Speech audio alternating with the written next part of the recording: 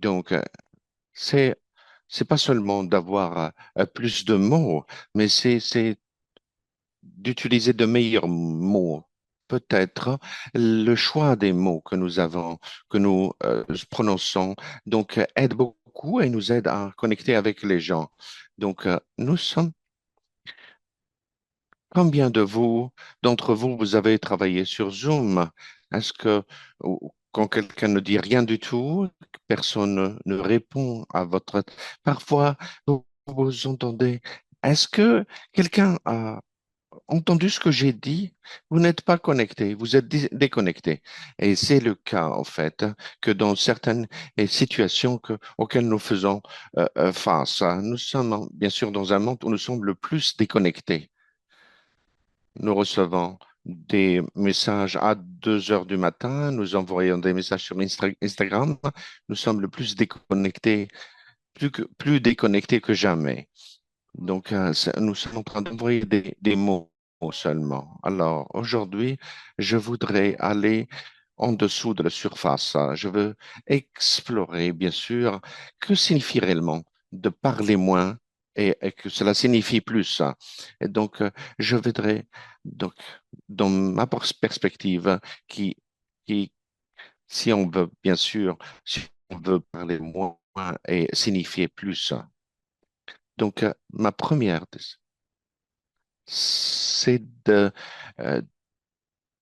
de vouloir être compris. Donc, c'est pas seulement que nous avons besoin de quelqu'un qui nous parle, nous voulons quelqu'un qui, en tant que parent, en tant que leader, nous pouvons bien sûr délivrer une présentation, mais est-ce que nous sommes vraiment connectés? Parce qu'il y a une grande confusion. Les gens pensent que quand ils sont en train de parler, euh, ils sont connectés. Est-ce que nous donnons des Est-ce que vraiment nous donnons des conseils quand quelqu'un a vraiment besoin d'empathie? Euh, Nous offrons des solutions quand ce qui est nécessaire était le silence. Nous voulons remplir l'espace au lieu de sentir. Donc, ce que les gens veulent vraiment, ils, ils veulent la qualité de votre présence, hein. Donc, en tant que parent ou leader, donc la qualité de notre présence, hein, où ils sont compris et connectés. Nous pouvons voir les gens s'ouvrir à nous. Nous les voyons donc s'épanouir et grandir et s'épanouir. Donc, c'est mon deuxième son. Si vous me parlez de ma famille et de mes amis, c'est quelque chose euh, quel- auquel j'ai des petites réticences par rapport au silence. Quand je veux parler de silence, je vais vous donner le côté brillant et le côté sombre. Donc, les défis auxquels nous faisons face dans notre vie journalière, quand il y a un silence, so, au lieu de d'écouter et de se sentir bien avec, ne pas donc euh, remplir ce silence. Et nous essayons de réparer cela. Oh, il y a quelque chose, nous devons réparer. Donc, nous commençons à conseiller, commençons à interrompre quand, pour montrer qu'on preuve d'écouter, c'est nous commençons par répondre. Mais quand on parle de silence, nous devons voir comment on mesure donc l'écoute. Écouter n'est pas entendre parler. Donc, il y a des gens qui se précipitent pour remplir l'espace calme ou silencieux. Et c'est à ce moment-là qu'on devient plus. Le moins devient plus. C'est-à-dire, il faut qu'on se pose des questions. Quand quelqu'un nous parle, donc, est-ce qu'on nous sommes vraiment en train à l'écoute? Ou est-ce que nous attendons pour répondre? Nous attendons de parler en tant que leader, en tant que parent. Je suis sûr, nous avons, donc, quand on part loin d'une conversation, donc, sans avoir dit quoi que ce soit, nous sentons que nous avons été connectés. Donc, parfois, n'oublie pas ce qu'il y a, les personnes qui sont dans la salle, mais la personne qui nous a vraiment écoutés et qui nous a entendus, comme quelqu'un qui vous dit, je vous entends. Quand on pensait à cela devant le silence, est-ce que nous utilisons le silence ou bien est-ce on l'utilise pour communiquer? Parce que souvent, le silence est confondu avec l'absence euh, de voix ou de bruit. Donc, dans une pièce calme, il faut être vigilant, même si les gens ne parlent pas. Donc, il faut vous poser des questions. Est-ce que cela veut dire que c'est un accord? Parce que parfois, une chambre, donc sans bruit ou sans voix, c'est qu'il y a une peur. C'est-à-dire que peut-être les gens sont désengagés. Peut-être qu'il y a une voix. Vous devez penser plus au sujet des silences, hein. En tant que leader, vous devez apprendre à écouter, pas seulement ce qui a été dit, mais beaucoup plus important, mais plutôt ce qui n'a pas été dit. Et c'est pour cela, en tant que leader, nous devons être ouverts. Nous, nous devons penser quand quelqu'un s'arrête de parler, ils n'ont pas perdu seulement leurs mots, vous les perdez parfois. Est-ce que je suis en train de parler pour me connecter ou seulement de remplir l'espace, hein? Donc, nous devons commencer à penser comment on est connecté avec le monde, dans le monde dans lequel nous vivons, comment on communique avec les autres. Donc, je vais vous poser la question de me soutenir avec un petit engagement. Donc, on va faire une activité. Qu'est-ce qui compte le plus pour vous quand on parle, quand vous parlez? Donc, je vais dire quatre mots. Quand je dis le mot avec lequel vous avez une connexion, quand vous parlez, est-ce que vous voulez qu'on vous entende quand vous parlez? Est-ce que vous voulez qu'on vous comprenne, qu'on vous respecte ou bien qu'on se rappelle de vous? Donc, pensez à cela pour quelques secondes. Quand vous parlez et, de voir la personne enfin en face de vous, le récepteur, d'être connecté avec vous. Nous voulons bien sûr de comprendre ce que nous disons, mais le problème, mais nous ne marchons pas avec des panneaux au-dessus de terre. Je veux être donc respecté ou bien compris.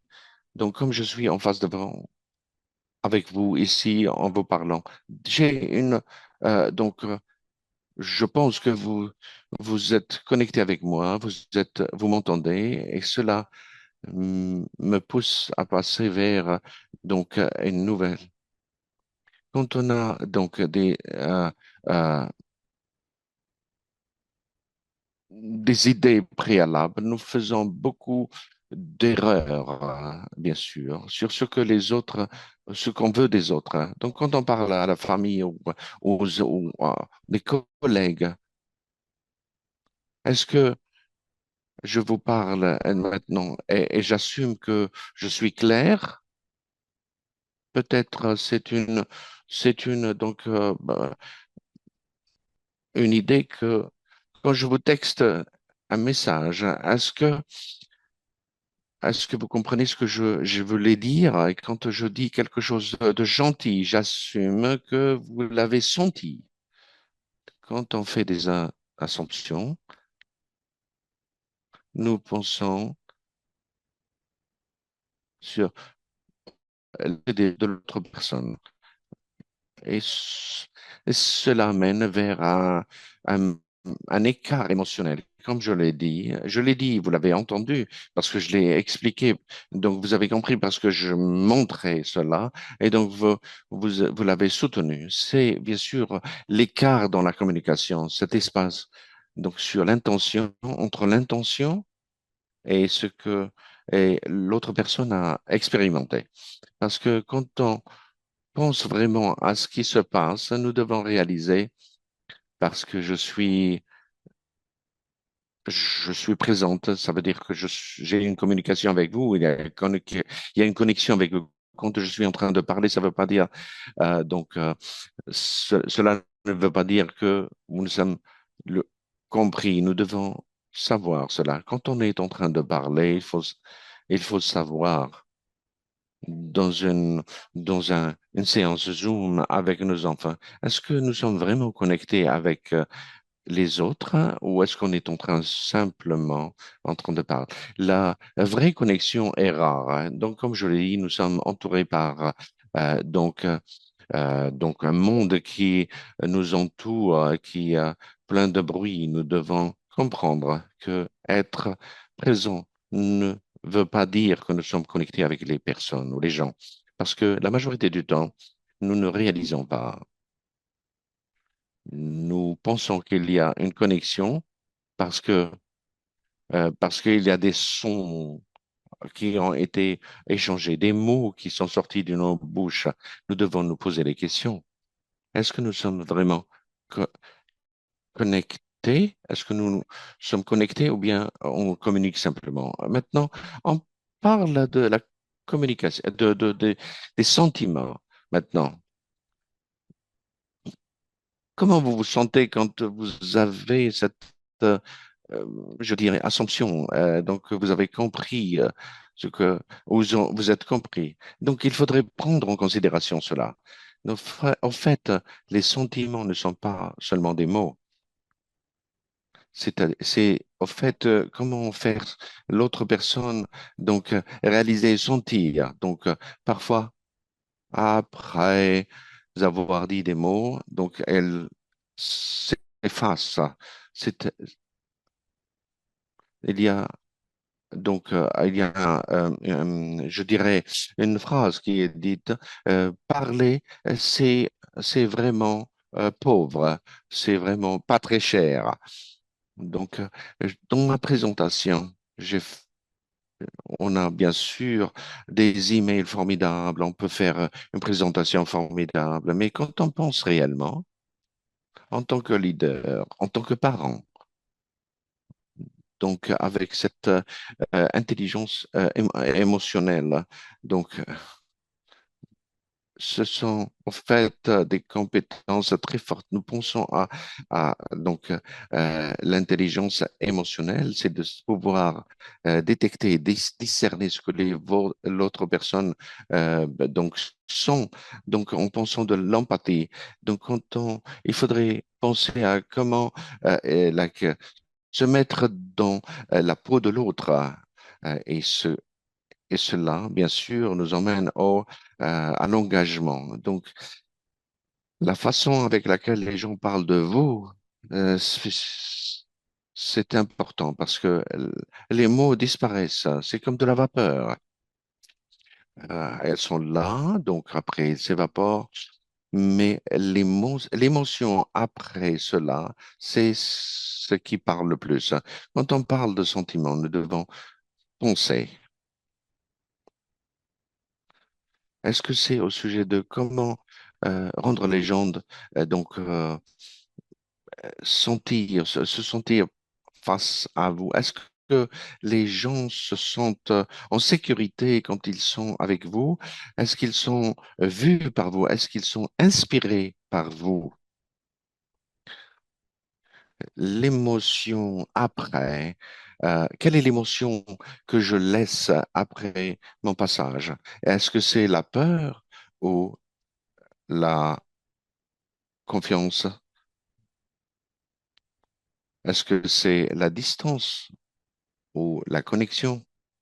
Est-ce que c'est l'obligation ou l'inspiration?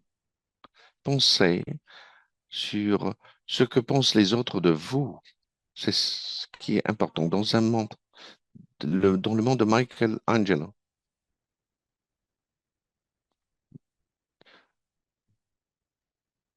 Les gens vont oublier ce que vous avez dit.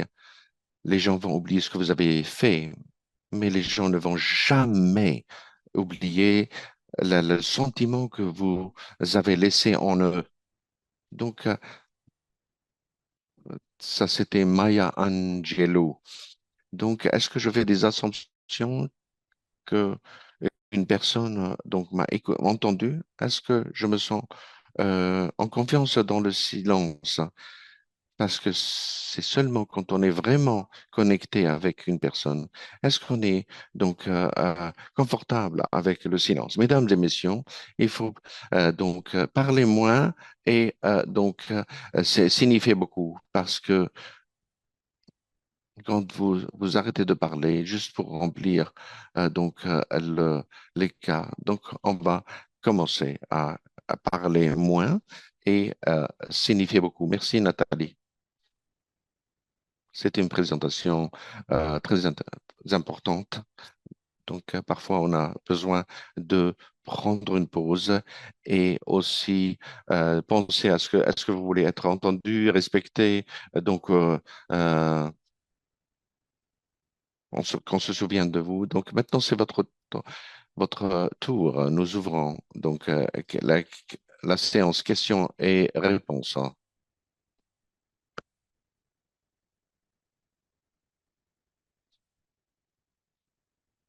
Mark Twain. Elle a dit, je n'ai pas le temps d'écrire une petite, lettre courte, mais j'écris de longues lettres. Donc, cela revient à cette assumption, en fait. Quand on communique et que je le dis de plus,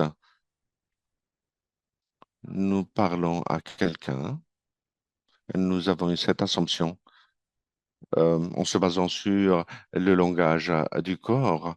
Peut-être je dois ajouter d'autres mots et nous sommes en train d'éclater le silence, hein. Donc, les gens trouvent difficile d'écrire moins c'est parce que ils n'ont pas cette confiance en eux-mêmes que ce que nous sommes en train de dire a une signification. Nous n'avons pas besoin d'écrire un livre entier pour donc apporter nos idées. Donc, si me connecte avec quelqu'un, vous voyez bien sûr, juste en regardant mon visage, si je suis connecté avec vous, vous allez comprendre juste par les gestes de ma main, quand on est dans une euh, salle remplie de gens, on va commencer à se connecter au lieu de remplir le silence avec juste des mots. J'essaie de relier cela avec l'intelligence ou l'émotion intelligente ou l'intelligence émotionnelle avec beaucoup de mots. Est-ce qu'on a des mots qui couvrent qui sont bien avec les autres? Quand vous rentrez dans une salle, vous devez bien sûr il faudrait être conscient de votre environnement, de ce qui se passe, et cela, et cette confiance personnelle. Et si vous êtes confiant en disant juste deux ou trois mots, ces mots très puissants, des mots qui aident à quoi, se connecter avec l'audience. Donc, cela amène, bien sûr, au lieu d'avoir un discours très long. C'est pour ça que j'encourage mes clients. Donc, on va parler, on communique, mais également donner du temps à ces passages silencieux pour donner la possibilité aux autres de comprendre. Ne faites pas des assumptions que tout le monde dans l'audience a compris. Donc, avec des mots simples et clairs. C'est très important. Quelle est la question, bien sûr, que doivent se poser les leaders avant d'ouvrir leur bouche? Quelle est la question qu'ils doivent se poser avant d'ouvrir leur bouche? Est-ce que c'est le bon moment? Est-ce que c'est le bon moment pour moi de parler? Est-ce que je dois rester silencieux? Donc,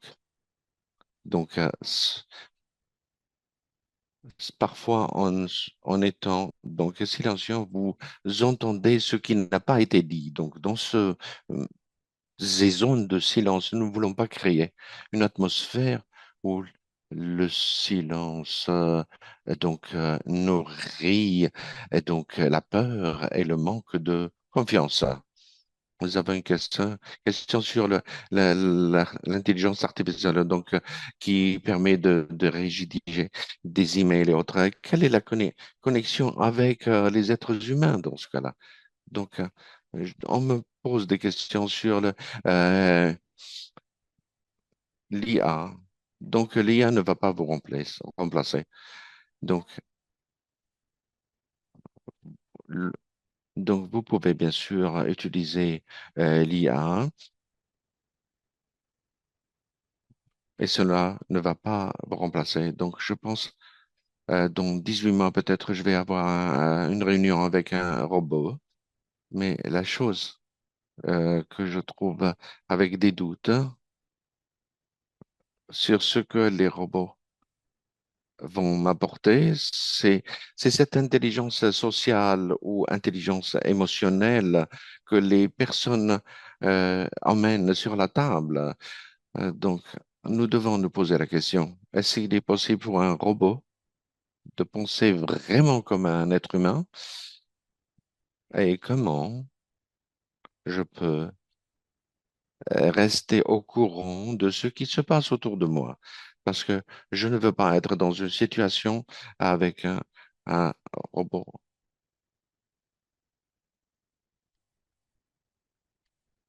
Imaginez, nous avions, nous avons, nous devons bien sûr un budget de créer 100 mots dans ma en entreprise par jour. Qu'est-ce que je dois faire? Donc, le monde va être plus silencieux. Je vais présenter la chose comme ça. Donc, quand on parle du temps de Covid, nous avions beaucoup de réunions sur Zoom et nous envoyions beaucoup d'emails aux autres. S'il y avait donc un budget sur les mots, donc beaucoup de sentiments vont disparaître et je ne pense pas que les gens vont être dans de meilleur état. Quand on veut envoyer un message négatif, nous essayons bien sûr de tourner on va choisir des mots alors que vous devez être très direct et on, parfois on pense, est-ce que ce mot est nécessaire, surtout dans les emails, mais il y a aussi l'autre côté sur les assumptions. Quand on, quand on envoie un message qui sont juste trois mots, est-ce que l'autre personne a compris ce que nous voulions dire? Et il y a beaucoup d'assumptions. Et donc, il faudrait penser à cela, que cela arrive, que peut-être la communication, peut-être la communication ne s'est pas. Donc, merci pour la personne qui a posé cette question. Peut-être la personne moyenne prononce 16 000 mots par jour. Est-ce que vous pouvez nous dire, donc pensez à combien de mots les enfants utilisent. Je peux dire 20% est compréhensible et,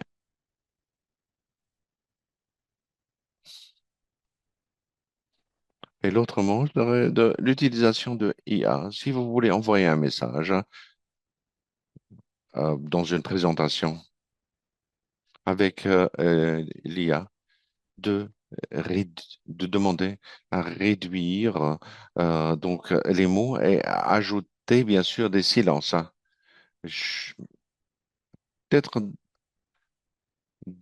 être dans un monde, bien sûr, où les silences sont présents, ça me rend inconfortable, au fait, personnellement. Euh, Quand on parle des avocats, des docteurs, ils sont très méticuleux avec leurs mots. Ils peuvent dire 100 mots ou trois mots qui veulent dire la même chose. Donc, posez-vous la question, est-ce que les mots que j'utilise, compris, compris par tout le monde, des connexions de son. Nous pensons également aux sentiments. Comment je rends l'autre personne, hein, donc, comment l'autre personne peut sentir si je réduis mes mots. Donc, formidable. Je pense avec l'IA, donc le problème de Mark Twain. Combien d'entre nous, quand on a écrit les mots, ont oublié le fait de prendre une plume et un papier? Donc, ChatGPT, Copilot, tous ces logiciels qui sont autour de nous. Merci Nathalie, merci beaucoup. Je voudrais terminer. Donc, vous voulions garder cette session courte et au point. Merci pour tout le monde. Merci pour cette énergie formidable et les questions. Merci de nous avoir rappelé que, que l'utilisation de beaucoup de mots ne veut pas dire que nous disons quelque chose qui a du sens. Nous allons vous rencontrer demain encore où on va parler de l'IA avec Dr. Martinius, euh, PDG, qui va nous parler comment démystifier donc sept secrets en utilisant l'IA dans notre travail journalier. Merci beaucoup.